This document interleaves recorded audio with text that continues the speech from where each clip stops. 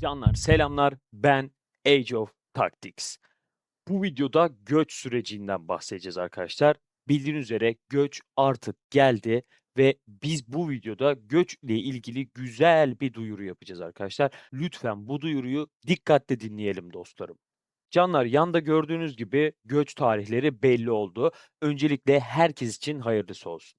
Bu süreci uzun zamandır hepimiz bekliyoruz ve tabii ki hazırız. Kimsenin gerilmesine gerek yok abi. Herkes istediğine ulaşacak. Yani kimse açıkta kalmayacak ve herkes için yapılması gereken ne varsa hepsini yapacağız burada. Arkadaşlar göç sürecine ilk defa dahil olacakların bu videoyu sonuna kadar izlemesi gerekiyor. İnanın bana YouTube'da böyle izlenme falan değil derdim. Böyle her aşamasında bilgi aktaracağım için İlerletmezseniz ve geçmeden sonuna kadar izlerseniz sizler için çok faydalı olacaktır. Ya, zaten çok kısa bir video yapıyorum. İzlenme istesem uzun video yaparım ve o videodan alırım ben izlenmeyi zaten. Bu ikazı tamamen sizin için yapıyorum yani. Zaten kısa bir video olacak. Az önce de dediğim gibi şıp diye bitecek arkadaşlar. Öncelikle şu an sakin olun abi. Hepimizin beklemesi gereken bir bildiri var. Age of Empires Mobile resmi bir duyuru yapacak ve bu duyurunun detayları göç grupları ile ilgili olacak arkadaşlar. Peki bu göç grupları ne? Şimdi gördüğünüz gibi şurada bu şekilde bir önceki göçten göç grupları örnekleri paylaşmak istedim. Bunları ben önceki göç sürecinde kaydetmiştim. Böyle size anlatabilmek için buldum. Yani Age of Empires Mobile bu üstümdeki gibi, soldaki gibi diyecektim. Şu yukarıdakiler gibi bu şekilde gruplar paylaşacak arkadaşlar. Bu gruplar kesinlikle güncel göç grupları değil. Bilginiz olsun. Sakın bunları dikkate alarak böyle bir hareket etmeyin yani. Sadece size örnek olsun diye paylaştığım bir göç listesi bu. Şimdi diyelim gruplar belirlendi. Bundan sonraki süreçte şöyle bir şeyle karşılaşacaksınız arkadaşlar. Artık göç süreci başladığında gücünüzün o anki en yüksek haline göre göç bileti ihtiyacınız olacak. Şu yukarıda gördüğünüz göç biletinden temin etmemiz gerekecek ve burada da gördüğünüz gibi bu benim verim bu arada. Benim ekranımdaydı yani. Benim oyunumdan bir alıntı. Diyor ki mesela tarihsel gücün en yüksek 59 milyona kadar çıktı. Bu güce göre de bir göç bileti ihtiyacın olur. Mevcut göç etkinliği için gereken bilet sayısı aşağıda gördüğünüz 12 adet. Bu şu demek değil, kesinlikle yanlış anlamayın. Örneğin şu anki gücünüz 50 milyon arkadaşlar. Fakat siz geçen hafta işte ya da geçmişte bir tarihte 60 milyona bir çıkmıştınız, tamam mı? Siz bu göçte 60 milyon güce göre değerlendirileceksiniz abi. Yani işte 50 milyonda 10 bilet gerekiyordu. 60 milyonda 15 bilet gerekiyorsa şu an 50 milyon da olsa gücünüz size 15 bilet gerekecek dostlar. Oyun zaten belirli bir miktarda sizlere göç bileti verecek. Yanlış hatırlamıyorsam 3 adet veriyordu. 2 adet bileti de mağazadan imparatorluk parasıyla satın alabiliyordunuz. Yani 5 tane göç biletini direkt siz oyundan temin edebiliyorsunuz arkadaşlar. Gereken diğer göç bileti ihtiyacını ise satın alarak sağlayabileceğiz. Yani bu da demek oluyor ki göç biletlerinin bir ücreti olacak. Dostlar önceki göçten şöyle bir göç bileti satın alma görseli buldum. Fiyatlar bu şekildeydi yani bir önceki göçte. Ondan önceki göçte çok saçmaydı fiyatlar ama bir önceki göçte buydu yani. Daha stabilize edilmiş bir miktar yani bunlar. Burada kaç adet bilete ihtiyacınız varsa ona göre bilet satın alma gerçekleştirebiliyorsunuz. Peki göç biletlerini ücretsiz bir şekilde almak ister misiniz? Kim istemez ki diyelim. Tam göç esnasında açıklanacak olan nisan ayı doruk parası çekilişimize katılmak için videonun altındaki Pazaroyun referans kodum ile pazaroyun.com sitesine kayıt olabilirsiniz ve de çekilişe katılabilirsiniz arkadaşlar. İndirimli doruk parası satın alımı da gerçekleştirebilirsiniz bu siteden. Diyelim ve devam edelim. Tamam, gerekli bilet sayısına ulaştık diyelim. Peki sonra ne olacak? Göç ayrıntılarıyla karşılaşacağız arkadaşlar. Bakın burada göç kotaları mevcut. 6 tane özel göç yazıyor. En alt satırda şu göç ayrıntıları sekmesinden bahsediyorum. 6 tane özel göç görünüyor arkadaşlar. Bunlar göç limitinin üstünde kalan belirli bir aralıktaki kraken limiti gibi, kraken ya da balina limiti gibi düşünebilirsiniz. Bir sunucuya çok fazla kraken ya da balina gitmesin diye böyle bir özel göç limiti koymuşlar. Ardından 36 tane normal göç görüyorsunuz.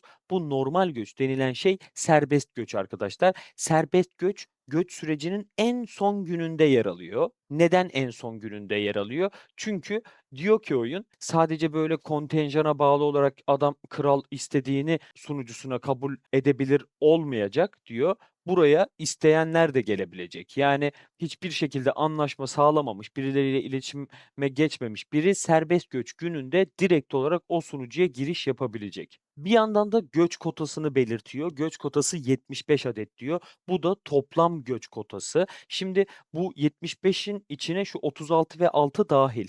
Yani 36 artı 6'dan 42 tane göç kotasını zaten dolduruyoruz biz. Geriye kalıyor 75 eksi 42'den 33 kişilik bir anlaşmalı göç yapabilir limit kalıyor. Yani bu 33 isim göç süreci başladığında, serbest göç demiyorum, o sonraki zamandı. Göç süreci başladığında katılacağı server'a başvuru yapacak ve oranın kralı kabul ettiğinde o server'a girecek. Oraya başkaları da başvuracak.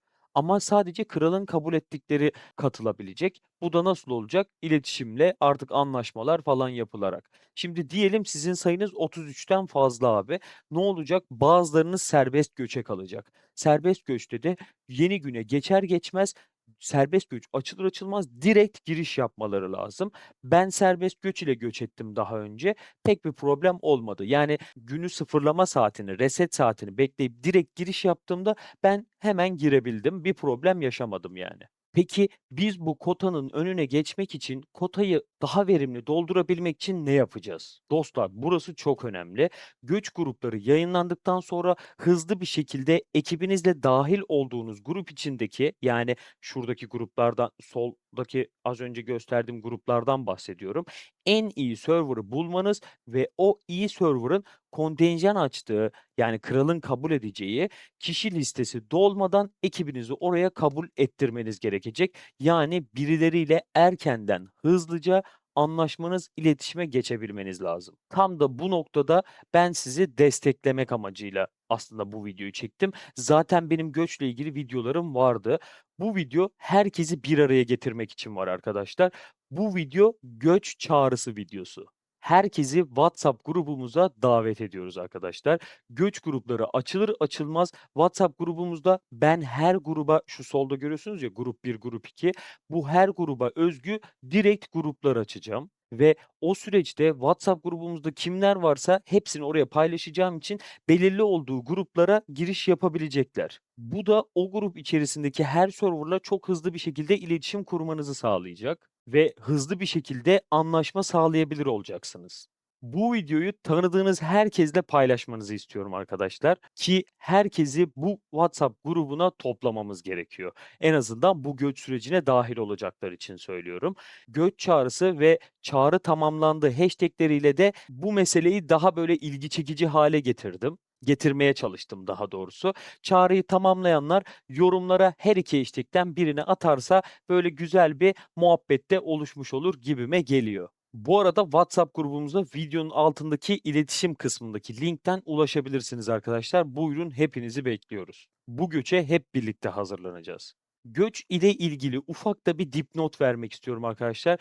Gördüğünüz gibi şöyle kaynakların resmini koydum buraya. Dostlar, envanterinizdeki, yani çantanızdaki kaynaklar hariç, o hani üstte görünen kaynaklar var ya, işte 227 milyon ya da 1 milyar toplamış olabilirsiniz. Onlar göçten sonra sıfırlanıyor dostlar. Envanterdekileri kullanmayın, envanter kalıyor. Envanterinizi bozmuyor ama elinizdeki miktarı sıfırlıyor göçten sonra. O, eğer orada biriktiriyorsanız harcayın ve asla envanterdeki sandıkları kullanmamaya başlayın. Kaynaklarınızı kurtarın arkadaşlar. Yani her birinden 250 milyon olsa, bende şu an öyle mesela, 1 milyar kaynak kurtarmanız demek oluyor bu. Dostlar, bu videoyu çağrı olarak kullanabileceğinizi ve de videoyu beğenmeyi unutmazsanız eğer, göç sürecini sizinle başarılı bir şekilde tamamlamış olacağız. Herkes için en iyi sunucuyu bulmak adına elimden ne geliyorsa yapmaya devam edeceğim arkadaşlar. Görüşürüz, taktikle kalın.